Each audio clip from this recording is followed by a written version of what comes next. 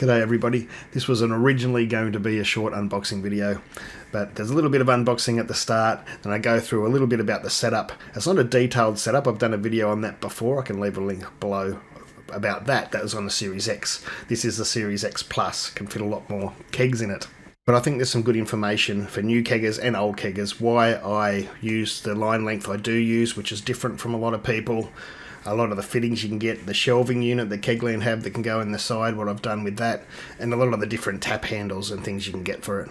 So it's quite long, but if you stick with it, I'm sure you'll learn something. I hope it helps. Cheers.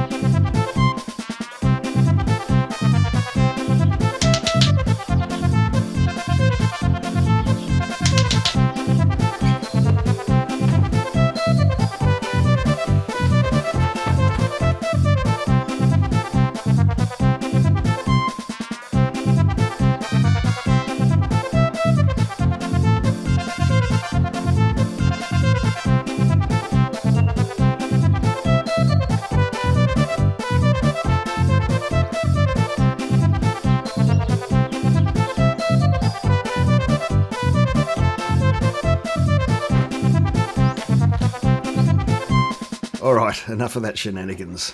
Alright, as you can see, we've got two drink trays, the guardrail for the back, a regulator, 6 casters, and the gas bottle holder, and some font cooling tubing. So I put a towel down on the ground and turned it on its side so it wouldn't get scratched. I unscrewed the 6 feet, they come out easy, and I grabbed my drill to unscrew the screws where the wheels go on. Now this is where I ran into my first problem. The screws were in very, very tight, and all I was doing was stripping the grooves and the screws. And I grabbed out my socket set because they had a hex head as well, so it was much easier to undo them using a socket. And I used the drill to screw on the 6 casters. I always put the casters with the brakes on them at the front, but that's up to you. They're usually easier accessed from the front.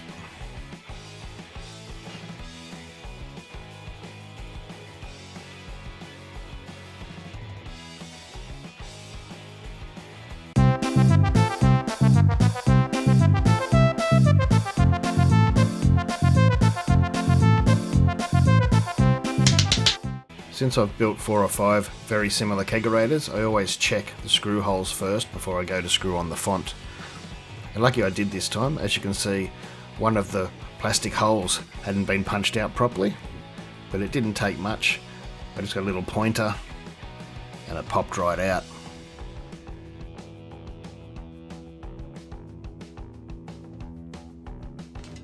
And here's the black 4-tap font. I love the look of the black. I really like the chrome finish too, but I hadn't had a black one before, so I thought I'd try it. Now I'm checking again the holes that the screws go in. This time I'm trying to screw the screws in.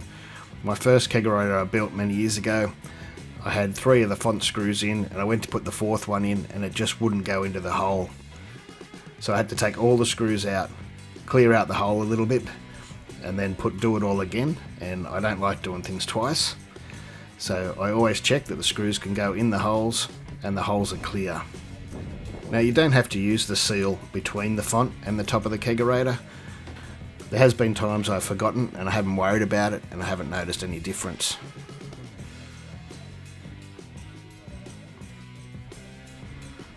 It can be tricky to screw in these screws and get them started. I usually get them started by hand, of course, and then move on to a screwdriver. And it's okay to swear while doing this. Of course, a long screwdriver comes in very handy, but I've done alright all my life with a regular size. Grow up. These are the black taps. This is the first look I got to have at them. Very nice looking. I really like them. And that's the Nuka-Tap Duo-Tight Stainless Steel Short Shank Black Duo Kit. Shank. That's a mouthful. And here I'm using a measuring tape so I can get my 2.5 meters of line. This is 4mm internal diameter line, and you'll hear many different lengths that people suggest you do. They'll send you to calculators, they'll do all sorts of things, and you'll hear all sorts of stories. There seems to be at the moment people saying 1.5 meters, I've even seen 1.2 meters, and it just seems to be a competition for the shortest line length. And that couldn't be any more wrong. Like, that might work for some people, that's great. But if you're building a kegerator, you want to start with the longest line length you can that fits in in a certain range. This is the chart that I've used for years, way before Kegland was a thing, way before the popularity of craft beer. This was the info that I used. You can see there for 4mm, it suggests 1.8 meters to 2.5 meters. I've always started at 2.5 and I've never had an issue. The 5mm internal diameter beer line below was 3 to 4.5 meters, so I've always had mine at 4.5 meters. And I say that the first Kegerator kit I bought many years ago, it came with 5mm ID beer line, and it came with 4.5 meters of line. I knew I could carb to 12 psi and pour at 12 psi and not have any issues. When I switched to 4mm line in my next build, I started at 2.5 meters, and it was exactly the same pour. I didn't have to change the regulator, I didn't have to change the pressure. So since then, I've always stuck with 2.5 meters at 4mm. I can always shorten them. It's very easy to shorten a line. It is not easy to lengthen a line. You have to virtually start from the start again, and that is a nightmare. It's totally up to you, but I'd suggest buying a length of line and cutting it yourself and getting it to the length you want. If you're using duo-tight fittings, make sure you buy the right kind of line, otherwise they won't fit properly. I can't tell you how many times people have contacted me with bad pours. All they're getting is foam, and I say, how long's your line length? And they say 1.5 meters, and I say, look, that's too short. They'll say that's what I got with it, or the shop told me that, or a mate told me that, or someone on Facebook told me that, and that's fine. It might work for them, but I can tell you it doesn't work for me. I get a much better pour with the 2.5 meters. So as you can see, I've fed all the lines through into the fridge, and I'm putting them into the individual holes at the top. Now you do sort of have to be careful. There is some sharp edges on the steel, and dragging the line through will scuff them up a bit. A little bit won't hurt, but you don't want to scuff them up too much. If you're a beginner, you might want to put your insulation in for the font tower now. That's sort of up to you. I put it in at the end, but I've done this a few times and it can be a little bit hard to get in there and wiggle it around. But at the same time, if you put it in first, you haven't got as much space to work in the font tower. It's something to think about, and the insulation doesn't come with the kit. That's sort of optional thing that I put in, and mine's just an exercise mat. It doesn't have to be that foil-lined exercise mat that people saw me use in one of my last videos and kept asking me about. It doesn't have to be that at all, because it's inside the tower. That sort of finish might help if it was external somewhere, but it's not, it's internal, so it's not going to matter at all. Just use a regular exercise mat.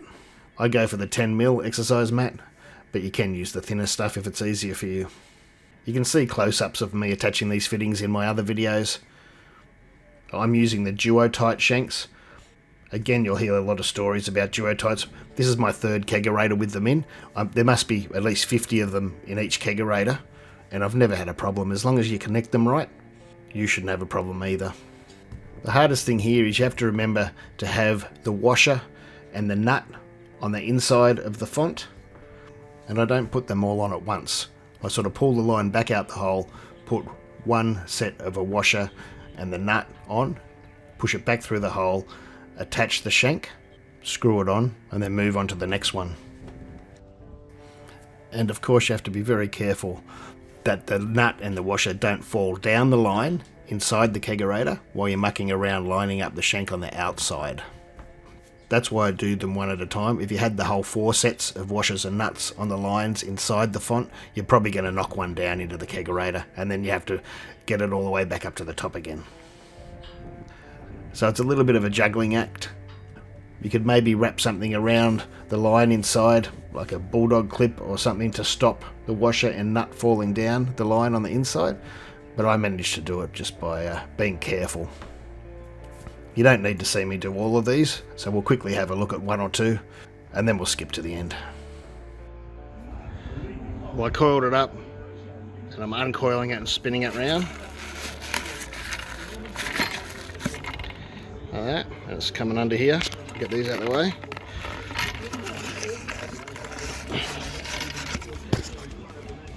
Like that.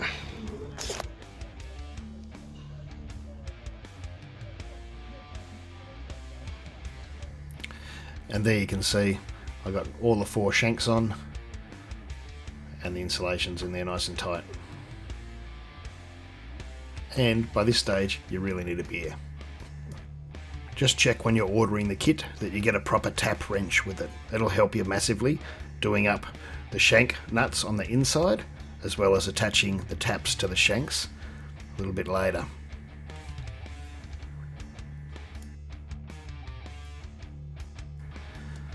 Taps are very easy to attach to the shanks. It's a simple collar that just screws onto a thread that's on the shank. I had a little idea. I was just about to tighten it up, and I went, these are coated, these things. They're not, you can't buy black steel, so they're coated in something. And if you're going to be using torque on a steel wrench, you're probably going to chip it. So I had an idea, and it was simply to get some electrician tape, or any tape you have, and wrap it around the collar before using the tool on it.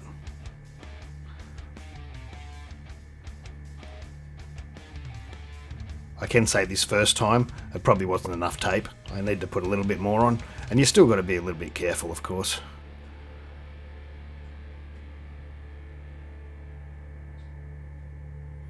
But it tightened up and didn't scratch it. And I nearly forgot about the little bit of insulation I put on top. I just used the lid of the font to mark into that foam, and that shows me where I can cut it out.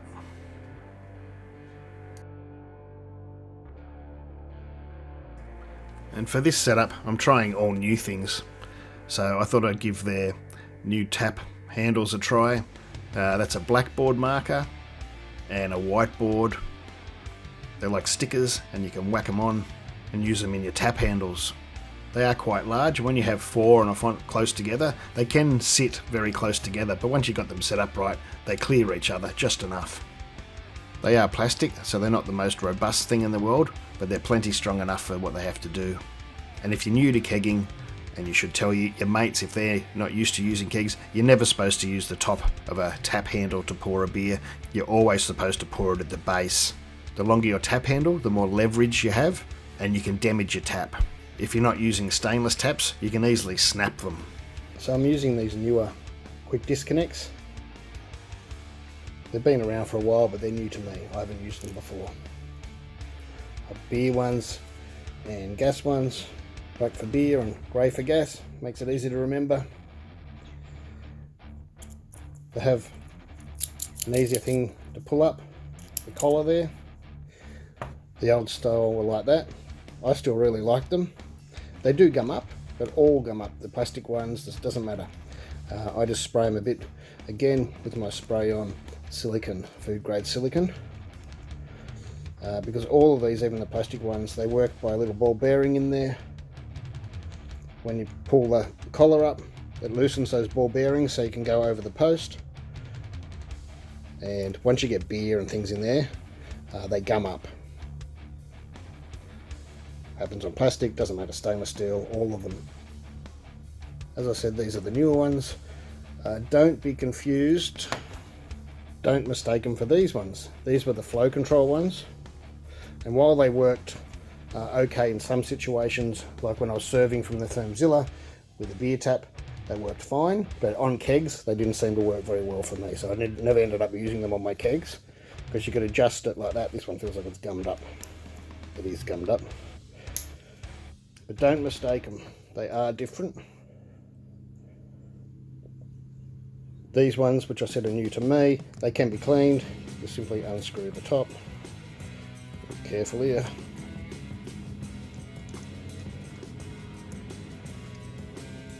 And you've got your little spring and you pop it down in there. You can take them totally apart to clean.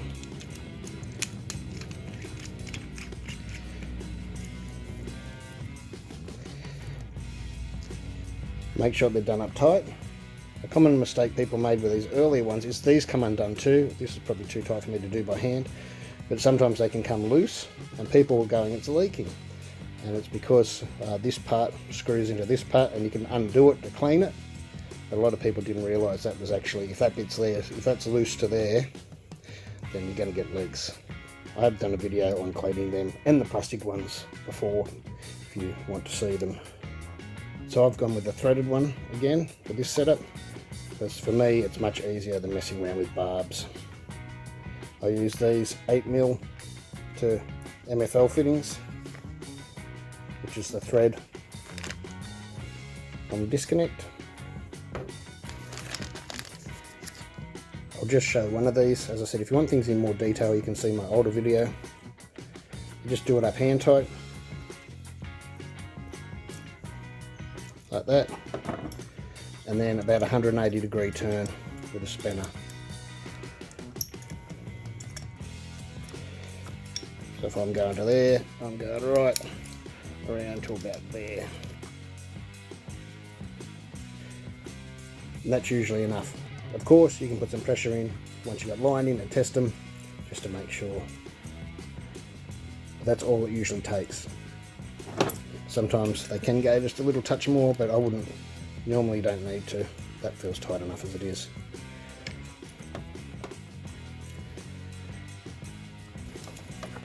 I'll show you this one more time. Make sure it's nice and square and a clean cut. If you've taken it in and out a few times, cut a little bit off so it's got a nice clean grab. In the hole, push it once, that's not enough. Go again, there we go. Once you go that twice, you know you're in. And you can pull it out and it'll grab. If you want, there's these new things which we used to use in the old days, and we can put them on and that'll stop it accidentally pushing in. Because if you want to pull the pipe out, you've got to push that little collar in, and because that blue thing's in there, you can't. That should not be going anywhere now. I'll get on and do the other 4 for the end of my beer lines. There's no point showing you all of them. Then we'll get onto the gas side. Just a quick note on those blue locking rings. I've used these fittings for years without the locking rings and they've worked just fine, but they're a little bit of insurance for those that are worried. We used to use the blue locking rings on the white style no barb fittings many years ago now. There's my 4 beer lines connected. I'll coil those hoses up a little bit later. You want them coiled above your keg, sitting on top. And I've got some rolls of Velcro just so I can keep those coils nice and neat. So I'm going for a 6-tap manifold for the gas side this time. 4 for the beer, and I'll have a couple I can use whatever I want for. One will be for carbing in the fridge. I'll have a dual regulator so I can be up at 30 psi for my carbing beer and be at 12 or 14 psi for my pouring beers. This manifold has one-way valves in it, so you can't get beer back up into your gas lines. That also means you need to add a 1 or 2 psi to your pressure. So if you normally serve at 12 psi and you're using these one-way valve manifolds, you go to about 14 psi. I've turned all those taps off. Now you can see I've got the MLF fittings again, so I'll just use the same fittings I used on the quick disconnects and do it exactly the same way. Hand tighten and turn it 180 degrees with a spanner. As I mentioned, I'll have 4 for beer and possibly 2 for carbing or whatever I need them for. Now if you're not using these for anything, I'm still going to attach one of these line connectors. So what I've got these plugs. So if you accidentally bump the wrong tap, or you don't realise you bumped this while you're adjusting these others. Say your gas just doesn't leak out, you've got these plugs, and they just push in like line does. Push them in and they lock in.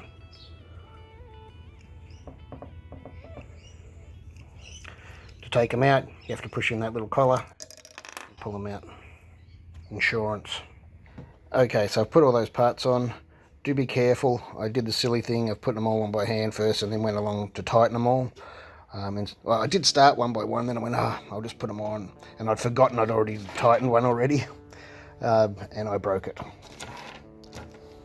There's half of it. The other bit went on the floor somewhere. So just be careful, because steel will win over plastic. Or whatever they are. I can't remember what they're made out of. They have fixed these up, because people used to soak them in star sand, and I think they sometimes used to do a thicker version of star sand so they get more bubbles easier. But that's acid, and it eats into plastic. You know, it eats into the lids of star sand, it eats into everything. And so they were letting them dry on them, and if you let enough coats of star sand dry on it, it concentrates as it dries, as the water goes away, and it will eat them away and weaken them, and they'll crack and break and all that sort of thing. But apparently, and I think these are the new ones, because they've been out for a while now. The new ones are a bit stronger and aren't as prone to that acid, although I still wouldn't do it. Star sand is not a leak tester. It never has been, and it never was. It just happens to have the bubbles in it, so when you sanitize something, it sticks to the side a bit longer. That's the only reason there's bubbles in it, because if they didn't have bubbles, it would just sort of run off the sides really quickly. Now I've just got to decide where I'm going to put it. So I've gone with virtually the same setup as I had in my old setup.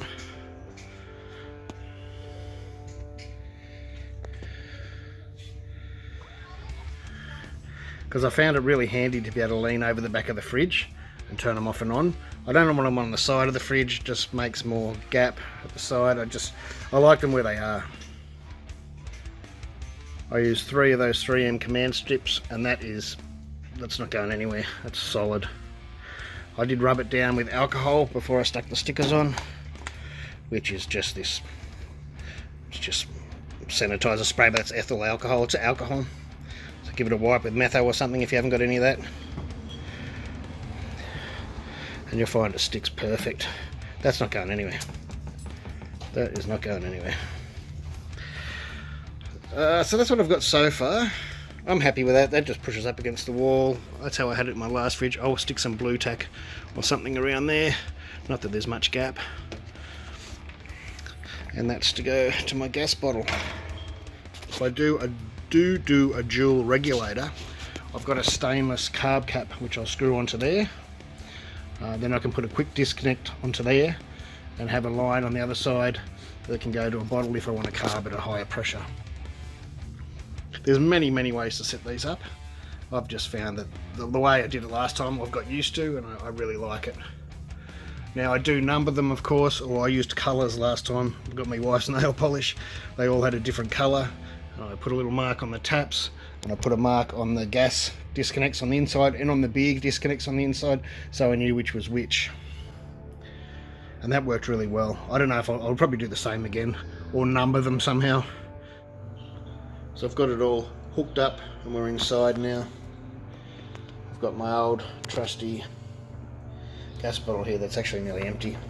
I was going to swap it over, but I thought since I'm just doing some testing, I'll just use this one. Now there's many ways to test. I could, since this is velcroed on, I could pull that off without a problem and stick it in a bucket of water like I did in my last video. So if you want to see how that's done, you can check out my more detailed video of setting up the little brother to this one, the Series X. And then also at the other end of these are my gas fittings, the quick disconnects, and you can dump them in a bucket of water too. An easy way to sort of test them first is just to put some gas in the lines and then give it a few hours and see if you lose any pressure. Now if you do things like this overnight, as lines cool down and things happen, you'll lose a bit of pressure. Like if you put it in here and it's 30 degrees or 20 degrees and then you wake up in the morning and it's at 10 degrees, you lose pressure. but you shouldn't probably go to 0. If you put 20 or 30 psi in this, you should still wake up in the morning and have some, even if it has dropped a little. But I'm going to throw some in now, and we'll see how we go. Turn this back on.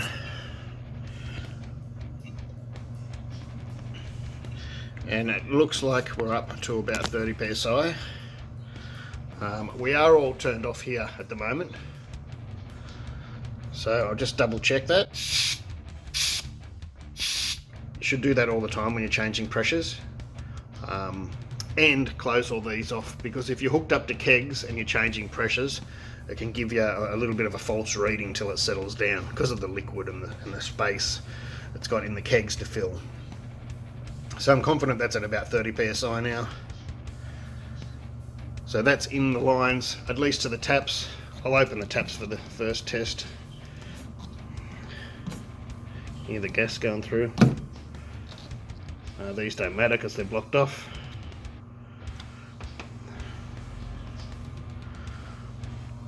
So that has 30 psi in the lines now, and I can turn the bottle off one-handed.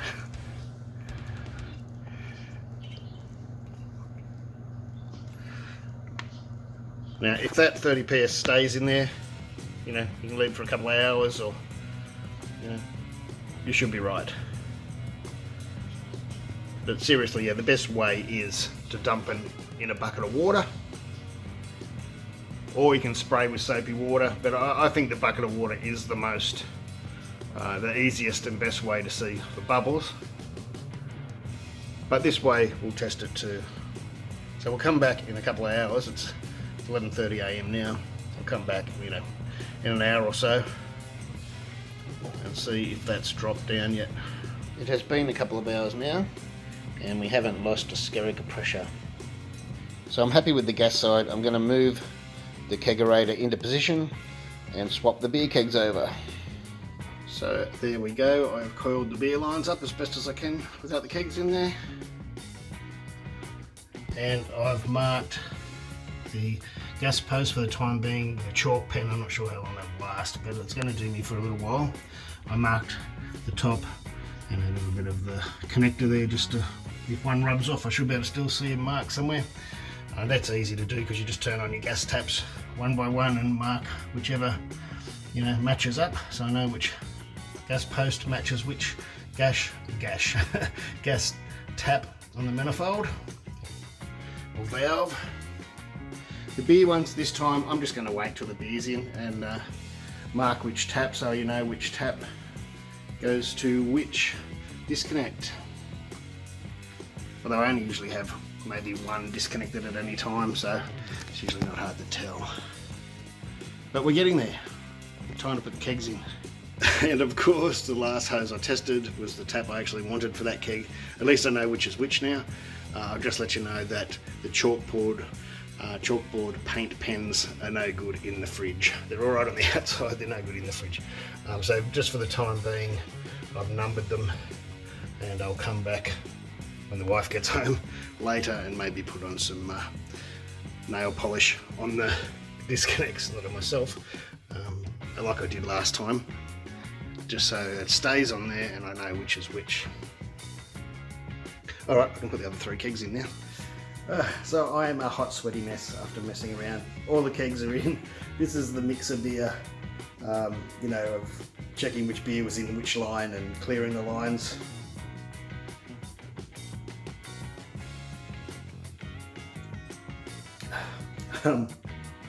There's a red IPA which the video will be up for soon, maybe. It was going to be a good recipe, but the dry hopping experiment failed and it's a muddy mess. There's a bit of heft still. There's the Bob's Beer Surfers XPA, which video will be up very soon if it isn't already. By the time you see this, it's getting edited. And Dave's Bitter Australian Lager. Again, the video will be up soon. I'm waiting for a t-shirt. I ordered a t-shirt with the Dave's Bitter on it. And Throffin written on the back. But anyway, I'll show you. Cheers. As I said before, and I've probably mentioned too many times in this video, if you want a more detailed, more polished video, go and have a look at my Series X one. I'll leave the link below. This was just a quick look show people the Series X Plus, and a quick setup. Cheers. Oh, I must mention, when I pour these beers, these kegs are going to be shaken up because I just moved them, so they might be cloudy more than they should be. The lines are going to be a little warm too. Test my memory.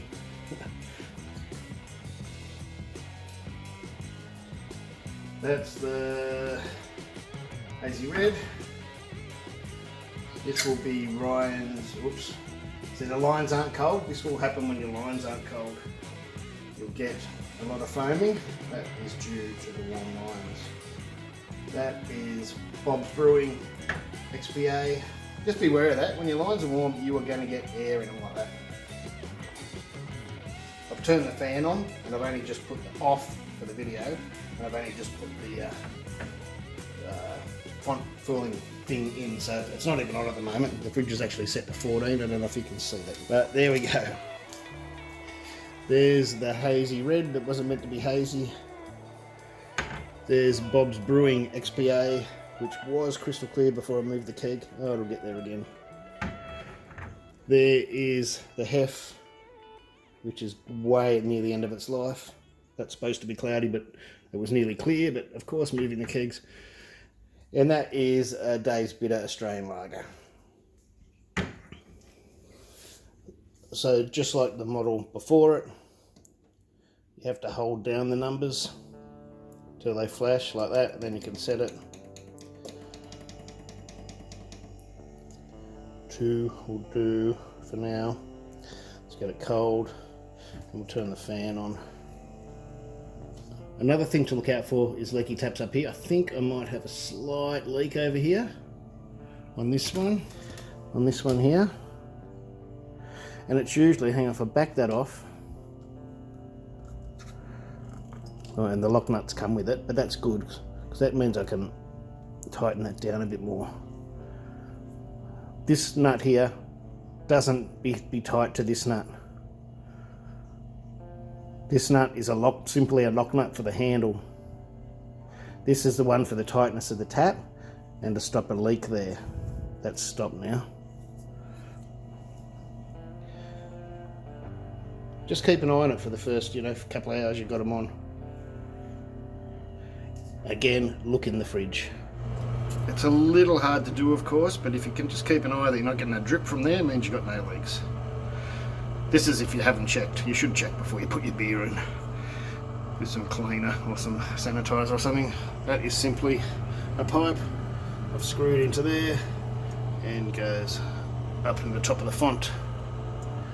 You have your lines coiled and above your kegs. The other important thing to remember is not to have any lines touching that cold plate. That line looks like it's close, but it isn't. That's a gas line. I can just pull that in anyway, but it's not touching. Just like a normal fridge, if you have something touching the plate, it'll freeze up, and then likely they'll get ice, and then it'll defrost, and then you'll get, you might get a bit of water when it defrosts out the back of your fridge.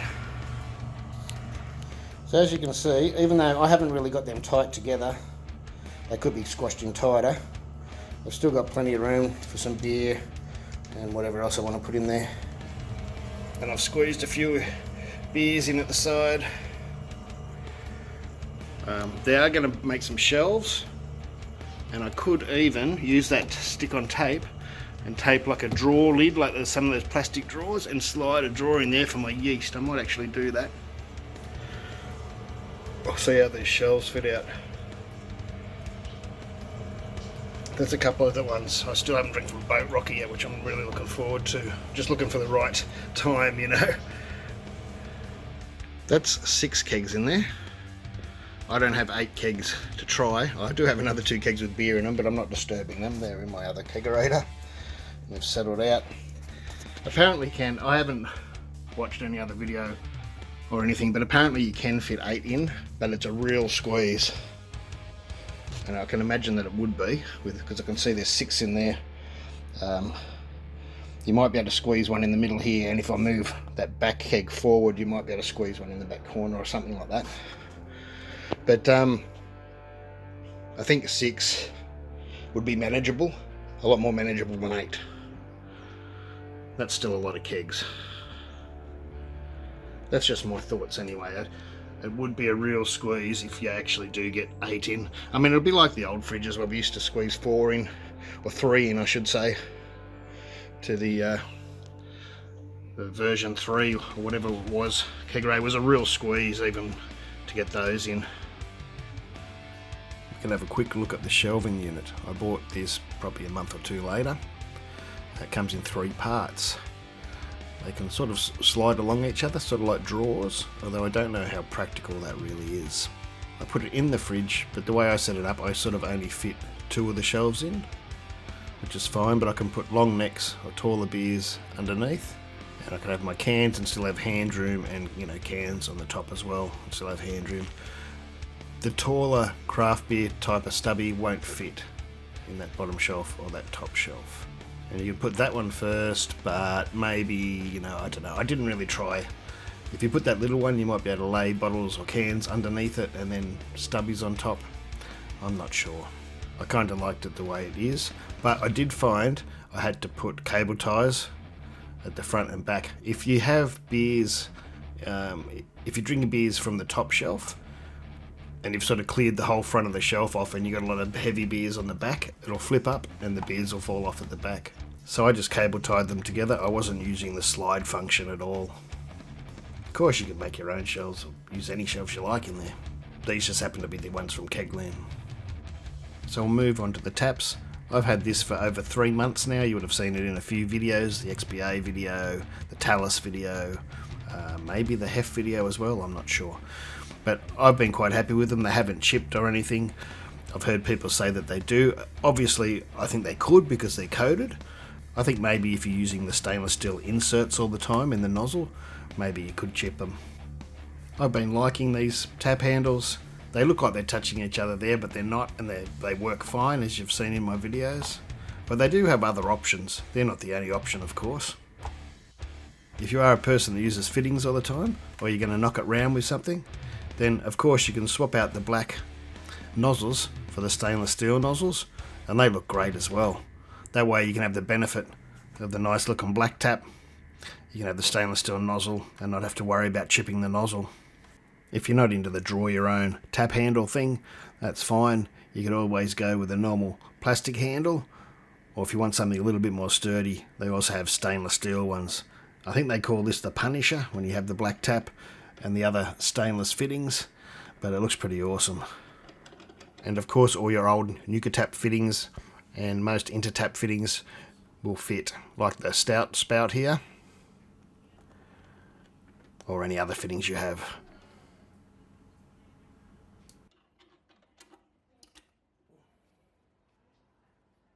So that's it. Thanks for watching. I'm glad some of you made it to the end. So I'll say all the usual stuff: like, subscribe, and share if you liked the video. Big thank you to my Patreons. If you have any questions about it, just ask. As I said, I've been using it for months now. Probably nearly 6 months.